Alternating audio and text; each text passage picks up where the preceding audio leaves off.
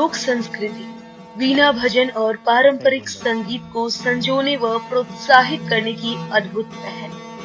Ruma Devi foundation का एक प्रयास हमारी सांस्कृतिक पहचान को सशक्त बनाना, कला और संस्कृति के संवर्धन और संरक्षण के लिए वीणा गायक दान जी की स्मृति में वाणी उत्सव व भजनी पुरस्कार आयोजित हुआ। प्राचीन वीणा भजनों और थार के हस्तशिल्प का संगम, देश भर से आए सैकड़ों कलाकारों ने दी मंत्रमुग्ध करने वाली प्रस्तुतियां। 500 वाणी गायक और 500 मातृशक्ति बहनों ने लोक संगीत की परंपरा को किया जीवंत। थार की लोक संस्कृति में कला और कलाकारों ने दी सदियों से अपनी अनूठी छाप छोड़ी है। इसी कला को जीवित रखने के लिए रूमा देवी फाउंडेशन और ग्रामीण विकास एवं चेतना संस्थान द्वारा द हवेली रिजॉर्ट में 2 दिवसीय वाणी उत्सव व दानजी स्मृति मारवाड़ी भजनी पुरस्कार समारोह का आयोजन किया।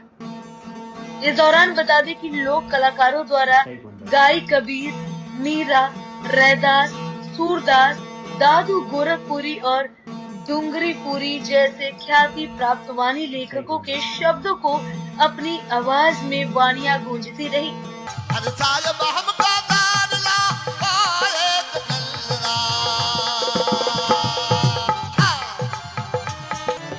ज्ञान रे ध्यान में शब्द रेणा, ये धीरप ध्यान धरी, ये साथा सिमराना सबके रुदिना, पूरा सिमराना धन के रुदिना। हम परदेसी बंसी रे साधु भाई इन्हीं देश रहना। और इस दौरान लोक कलाकारों ने राजस्थानी पारंपरिक वेशभूषा में ऐसे अद्भुत भजनों और सुरों की प्रस्तुति दी कि उपस्थित श्रोता झूमने और तालियों से वातावरण गूंजने पर मजबूर हो गए। इस आयोजन से संगीत की शक्ति और सांस्कृतिक धरोहर की महत्ता को बखूबी दर्शाया। ऐसे में आपको बता दें कि वाणी और हरजश गायन जो कि गांव और ढानियों तक सीमित है, इसे अंतर्राष्ट्रीय पहचान दिलाने के लिए रूमा देवी फाउंडेशन ने इस पहल के माध्यम से हुनरमंद बहनों को आगे लाने का भी प्रयास कर रही है। ऐसे में इस आयोजन में लोक भजन मंडलियां राजस्थानी संस्कृति की पुरातन जड़ों से जुड़कर पुरानी राग रागनियों, सुरताल और पारंपरिक भजनों की श्रृंखला का अद्भुत समागम बना। साथ ही थार की कला व संस्कृति को भी प्रदर्शित किया गया। वही बता दें कि शाम 7 बजे से शुरू हुए वाणी भजन प्रतियोगिता कार्यक्रम में लोक संगीत की ये अनूठी परंपरा अपने चरम पर पहुंची। गणेश वंदना व गुरु वाधवा के भजनों से कार्यक्रम का शुभारंभ हुआ। ऐसे में राजस्थान, गुजरात, मध्य प्रदेश, पंजाब सहित विभिन्न राज्यों से पहुंचे वाणी गायक कलाकारों ने पारंपरिक भजनों की शानदार प्रस्तुतियां दी। इस दौरान वीणा, ढोलक, खड़ताल और अन्य पारंपरिक वाद्य यंत्र की संगम से भजनों की गूंज ने श्रोताओं को मंत्रमुग्ध कर दिया। रात 1 बजे के बाद देश काल की परंपरा के अनुरूप वाणी प्रतियोगिताएं हुई, जिसमें अनुभवी कलाकार बिना साउंड सिस्टम के परंपरागत तरीके से अपने ज्ञान और स्वर साधना का अद्भुत परिचय दिया। वहीं इस उत्सव में स्थानीय वाणी गायक कलाकारों के साथ राष्ट्रीय, अंतर्राष्ट्रीय और प्रतिष्ठित लोक कलाकारों ने भी भाग लिया, जिसमें मध्य प्रदेश से पद्मश्री प्रहलाद सिंह, टिपानिया कक्ष के सुप्रसिद्ध वाणी गायक मुरलाला मारवाड़ा, जैसलमेर के महेशा राम, जालौर के जोग भारती शामिल थे। इस वाणी उत्सव की सबसे खास बात ये रही कि इसमें 10 साल के बाल कलाकारों से लेकर 80 साल के वरिष्ठ कलाकारों तक ने भाग लिया।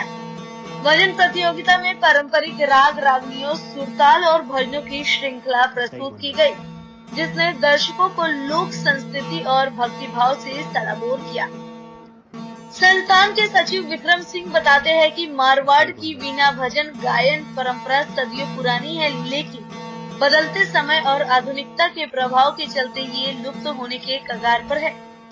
वही नई पीढ़ी धीरे धीरे पारंपरिक संगीत से विमुख होती जा रही है, जिससे इस समृद्ध सांस्कृतिक धरोहर के अस्तित्व पर संकट गहराता नजर आ रहा है। कोई भी इनोवेशन नवाचार तब होता है जब कहीं न कहीं कोई बाधा उत्पन्न होती है, तब उसके समाधान हेतु नवाचार किया जाता है। तो ये एक नवाचार है। हमारे गांव गांव घर घर में वाणियां गूंजती थी, आज डीजे का संगीत बजता है, आज वेस्टर्न कल्चर का म्यूजिक बजता है। वो तामसिक संगीत क्या हमारी सनातन संस्कृति को आगे बढ़ा पाएगा? वीणा जो सात्विक प्रकृति का जो समाधि में नाद की ध्वनि है, उसको तो आपने पीछे छोड़ दिया और सिर्फ सनातन का नाम रखा, और वो तामसिक वो वाद्य यंत्र आपने आगे रखे और फिर उसमें आत्मा की शांति ढूंढते हैं। तो जब इतने अपने ग्रंथों में लिखा है कि वृत्ति परिवर्तन के बिना किसी प्रकार का कुछ भी संभव नहीं है, जब वृत्ति आपकी सात्विक नहीं होगी तो कोई आराधना सफल नहीं होनी है। तब इस तरह के भाव के साथ इस वाणी उत्सव की नींव पड़ी।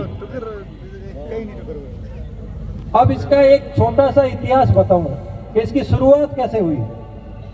घर में एक नेशनल पैनासोनिक का टेप था जिसमें रामनिवास राव की कैसेटें पड़ी होती थी, राजा मोहनदास की कथा, गोपी चंद की कथा, वो कहानियां जो मैंने पहले पढ़ रखी थी, उसी को चुटकुलों के अंदाज में। मुझे उसमें कोई रुचि नहीं थी, अपना अपना पसंद है। इतने महान कलाकार मैं उनके लिए नहीं बोल रहा हूँ, मेरी रुचि उसमें नहीं थी। मुझे 97 में मैं गुरुदेव के ध्यान के कार्यक्रम होते थे, वहाँ गए, या शिवकर के और आसपास के कुछ लड़के थे, माली समाज के थे, कुछ अपने और चौधरी जाट समाज के थे, वो बैठ के एक बाल्टी का वीणा लेके सत्संग करते थे।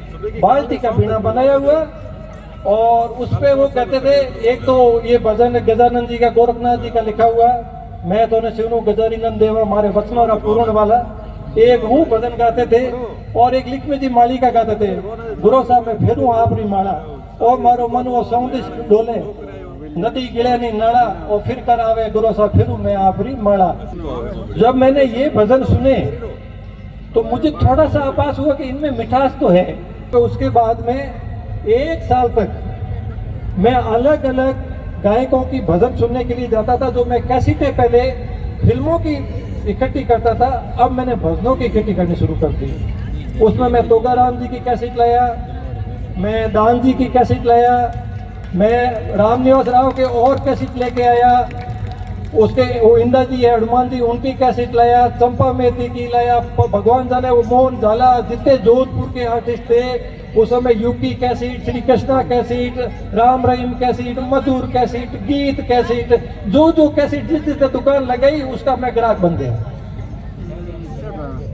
जितनी खर्ची मिलती थी उससे वो ले आता मैं। ये इसलिए बता रहा हूं कि आपको इस वाणी उत्सव के बारे में थोड़ा मालूम रहे। इसके बीच में मुझे दान जी मिले। दान जी हमारे पड़ोस में थे। हमें जरूरत होती थी कि वीणा यदि चटा ना हो तो किसके पास जाए। तो किसी ने बताया कि ये हॉस्पिटल में एक पियोन है, ये वीणा बजाता है, चढ़ा देगा। तो हम उनके घर जाते, वीणा चढ़ाते और कहते बाबा ये चाट के दे दो, वो चढ़ा के दे देते। कभी कभी दान जी नहीं मिले तो मुझे बता दिया कि एक गंगागिरी जी की मट्टी है, उसमें खुशहालगिरी जी महाराज है, वो आपकी मदद कर देंगे। खुशहालगिरी जी महाराज, हम तो स्कूल कॉलेज के लड़के थे और महाराज जी के प्रति थी कोई श्रद्धा भी नहीं, क्योंकि उस मार्ग पे नहीं गए हुए थे। तो महाराज जी दिन को सो रहे हैं, रात भर की जागरण में उठा देते थे, कैसा महाराज बीणो चाट दो। और वो देखे कि ये अच्छे घरों के लड़के और दिन को वीणा लेके घूम रहे हैं, तो उन्होंने कहा ले बेटा भाई वीणा ते चढ़ा के दे दो। एक इनके पास वो शिष्य थे रूपाराम जी राय का, कभी उनको बोल देते थे कि भाई रूपा हम छोरा आया है, वीणो चाट काट दो। एक दिन इन्होंने कहा कि देखो ये लड़के हैं ना, ये अपनी सत्संग परंपरा के नहीं है, इनको कोड है कि हम इनकी बात सुन रहे थे, इन्होंने किसी को बोला था। तो लगा कि ये महाराज हमारी थोड़ी सिंपैथी रखते हैं। और मालूम है वो महाराज कौन है? खुशहालगिरी जी जो हमारे सामने बैठे हैं, ये इस बात के साक्षी हैं। पर तब तक दान जी इनके साथ भजन गाते थे, पर दान जी की स्मृति जिनके ये कार्यक्रम हो रहा है, हम उनको उनकी गायकी को पसंद नहीं कर रहे थे, हम समझ में नहीं आती थी उनको। दान जी को ले जाते कभी वीणा बजाने के लिए, चटाने के लिए, लेकिन उनका भजन नहीं सुनते थे। उनका भजन हमें समझ में नहीं आता था, इसलिए मना कर देते थे कभी कभार, हिम्मत गई तुम को। एक दिन दान जी ने कहा कि आप ऐसा करो कि कभी हमारी सत्संग में भी गाओ। 2 साल हमारे साथ घूमे। फिर एक दिन भवानीगढ़ जी की मट्टी की शायद पहली बरसी थी, बाप जी को याद है, दान जी ने कहा आज हमारी सत्संग है विक्रम जी, आज आप हमारी सत्संग में आना। मैंने कहा ठीक है। तो आज यहाँ एक अर्जुन जी बैठे हैं, जानी अर्जुन जी, और हम 2-3 जने हैं। गर्मियों के दिन थे, 11 साढ़े 11 का टाइम था। मेरे पास बुलेट मोटरसाइकिल होती थी। हम बुलेट पे 3 जने बैठ के भी आज दान जी की भी जागरण सुन के आते हैं। और हमें ये थोड़ा वहम था कि दान जी क्या गाएंगे, इनको क्या मालूम है भजन होते क्या है, ये तो नौकरी करते हैं, इनको थोड़ी कुछ मालूम है। पर उन्होंने कहा है तो उनकी बात रख लेते हैं। ऐसा कह के हम भवानीगढ़ जी की मड्डी में गए तो इस तरह के कुछ लोग बैठे थे, और जो भजन करने वाले थे वो 15-20 गोल घेरे में बैठे थे। जैसे ही अंदर गए तो मालूम चला कि एक आवाज ऐसी गूंज रही है जो सबके ऊपर चक्री की तरह जा रही है। तो हम वहां खड़े होकर देखे भाई गा कौन रहा है। दान जी पतले से थे, उनके बीच में दिख ही नहीं रहे थे। अब खुशहाल गिरजी बाबू जी तो मोटे ताजे ये सब दिखते हैं, वो दान जी उनके बीच में दिखे ही नहीं। तो कुछ देर तक देखा, फिर लगा कि गा कौन रहा था, लगा कि दान जी गा रहे हैं। और उस समय दान जी एक डूंगरपुरी जी की वाणी गा रहे थे। वो वाणी हमने सुनी और देखा कि दान जी की ये आवाज। उसके बाद जैसे ही वाणी पूरी हुई, मैंने मेरे साथ वालों कहा कि आज के बाद में मेरी भजनों की दौड़ खत्म हो गई। मेरे वो साक्षी हैं 3 जने। मैंने कहा मेरी भजनों की दौड़ आज से खत्म।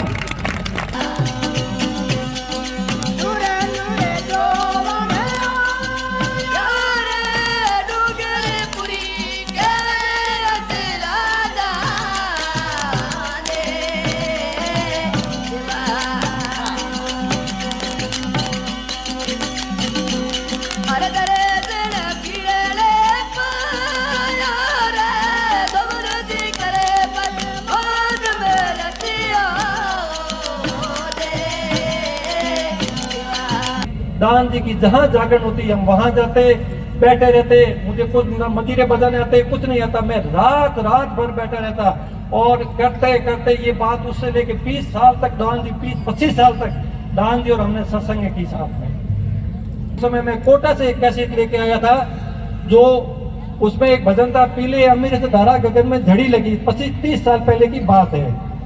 और वो आवाज जी पैला सिंह जी टिप्पणियां की, जो आज यहाँ बैठे हैं। ये बात कुछ 25-30 साल पुरानी है। कोटा से मैं कैसेट लेके आया, क्योंकि एमपी के नजदीक लगता है, वहां पे मुझे कैसेट मिली थी। 3 कैसेटें मैं लेके आया।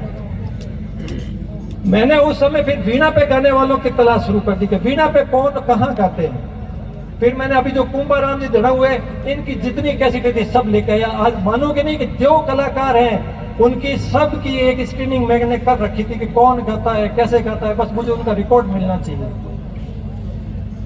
पर भगवान करे पता नहीं क्या था कि दान जी की आवाज में ऐसा जादू था। न मुझे अब मोहम्मद रफी की आवाज में कोई रुचि रही, न मुकेश की आवाज में, न तलत महमूद की आवाज में, न किशोर कुमार की आवाज में, न कुमार सानू की आवाज में, न उदित तांड की आवाज में, न सोनू निगम की आवाज में। किसी की आवाज में मुझे कोई रुचि नहीं रही। वो सारे रिकॉर्ड मैंने साइड में कर दिए। और जिन्होंने दान जी की आवाज सुनी है वो मेरी तरह ये बात हस्ताक्षर करके साइन करके दे सकता है कि दान जी की आवाज में जो जादू है वो जिसने जाना है वो बता सकता है, बाकी लोग नहीं बता सकते। और वही कारण था कि दान जी की स्मृति में, और दान जी जब थे तो हमने वाणी उत्सव की शुरुआत कर दी थी। हम लोग गांव जाके जागरण करते थे, छोटे-छोटे प्रोग्राम करते थे। दान जी और जब हम बैठते थे तो बात करते थे। मैं कह बा एक दिन एडो आए जितने आप मोटो प्रोग्राम करो, मंच बनाओ, लोग आई बारो।